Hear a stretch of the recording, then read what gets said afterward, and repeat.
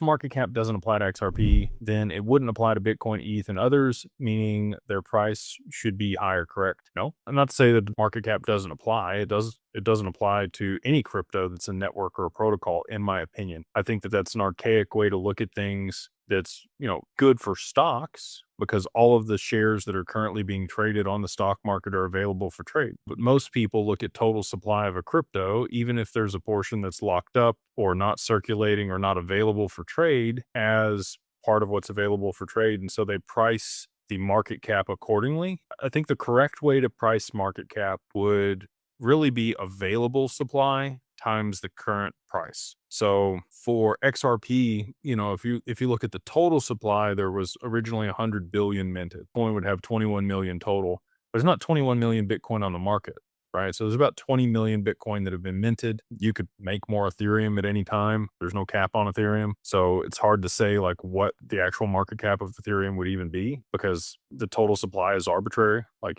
you could make more of it at any time. So all that being said, I mean, if you did have a finite amount that is the total circulating supply or the total supply minted, I think that a more appropriate metric for market cap would be available supply. So what's actually being traded, because there's a lot of Bitcoin that's been lost over the years. There's probably 2 million Bitcoin. If you want to count Satoshi's Bitcoin as lost, which I don't think it is, I think it'll move. But let's say 1 million Bitcoin, 2 million Bitcoin, never going to move again. They're in wallets that have been dormant for an extended period of time. The person died or lost the keys or something bad happened. So that takes point out of circulating supply. Anyway, I do not think that traditional market cap applies to crypto using the total supply or the circulating supply of the token.